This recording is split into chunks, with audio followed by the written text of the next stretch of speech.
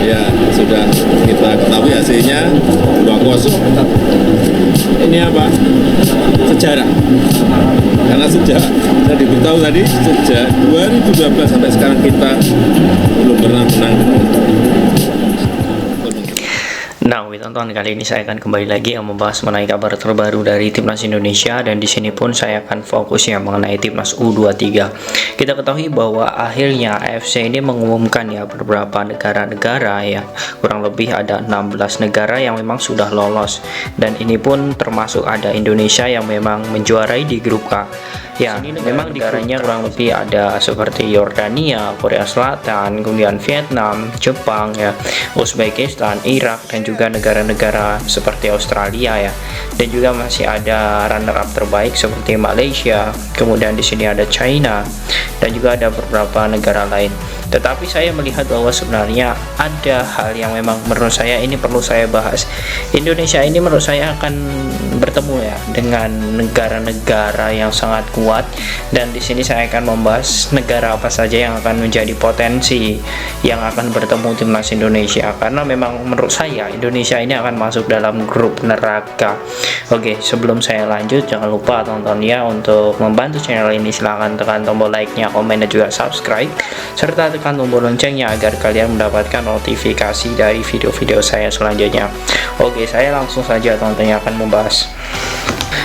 Nah, awalnya di sini saya sangat heran teman-teman. Mengapa demikian? Karena Indonesia ini masuk pot 4.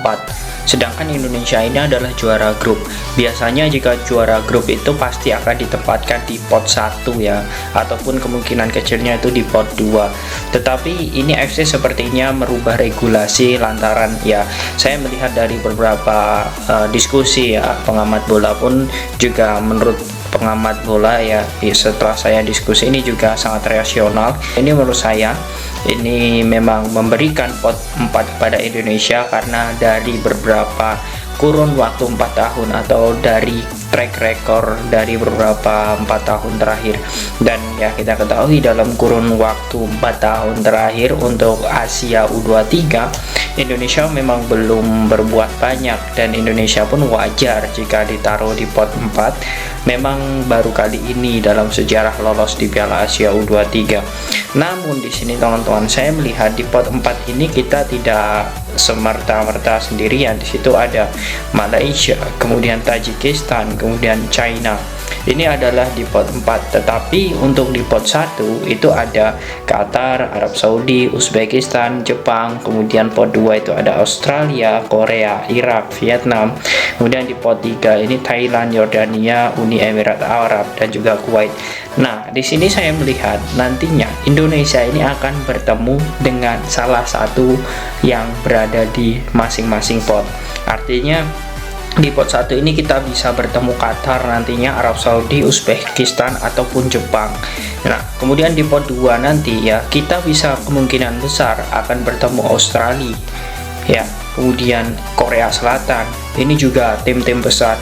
Kemudian di pot 3 ini ya kita masih bisa bertemu Uni Emirat Arab ataupun negara tetangga kita Thailand ataupun Yordania. Nah, artinya saya melihat di sini kita memang sangat berat sekali, dan untuk kita ketahui juga bahwa di Piala Asia Senior itu pun juga sama, kita sudah bertemu Jepang, kemudian ketemu Irak, kemudian Vietnam. Ya, itu adalah tim-tim hebat, tim-tim yang sangat kuat. Begitupun di U23. Sekarang pun yang menjadi yang menjadi statement dari Sintayong beberapa waktu lalu bahwa dirinya pun sangat optimis jika sosok Elkan Bagot kemudian Ivar Rafael itu bisa bergabung untuk tim Piala Asia U23 ini. Tetapi jika tidak, ya Sintayong pun pesimis. Ya, ini pun menjadi jawaban teman-teman mengapa Sintayong memberikan statement seperti itu. Karena lawan-lawan kita ini berat semua. Ya, itulah menjadi argumen Sintayong pada saat konferensi pers setelah melawan Turkmenistan beberapa hari yang lalu. Dan ini memang sudah benar teman-teman. Australia apalagi banyak sekali pemain-pemain abroad yang memang berada di luar negeri. Dan Indonesia di kurun waktu ya, di sini saya melihat di kurun waktu nantinya akan bermain pada bulan April ya. Saya melihat kalendernya di bulan April, dan persiapan pun harus dimulai dari sekarang. Karena ini target ini tidak main-main. Saya melihat Shin Tae-yong ini adalah 16 tim ya, atau 16 negara. Sedangkan PSSI di sini memberikan target tinggi, yakni Olimpiade Paris. Artinya dari 16 tim ini Indonesia masuk 3 besar, dan 3 besar itu tidak mudah. Karena di situ akan ada babak penyisihan nantinya, dan sampai babak semifinal bahkan final baru Indonesia bisa memegang satu tiket untuk di Olimpiade Paris. Itu target yang sangat tinggi, sedangkan musuh-musuh kita itu Arab Saudi, kemudian Uzbekistan, Jepang, Korea. Itu sangat berat sekali, Australia. Tetapi saya melihat bahwa apa yang dilakukan Shin Tae-yong ini, saya optimis mampu. Mengapa demikian saya bilang mampu? Jika memang di sini PSSI dan juga Shin Tae-yong ini harus memiliki koordinasi yang baik untuk memanggil pemain-pemain keturunan. Ya, memang ini akan menjadi permasalahan pelik jika PSSI dan juga pihak klub nantinya tidak bisa melepas pemain ya untuk Piala Asia 23. Karena yang rugi adalah kita sebagai pecinta sepak bola nasional dan juga Shin Tae-yong tentunya.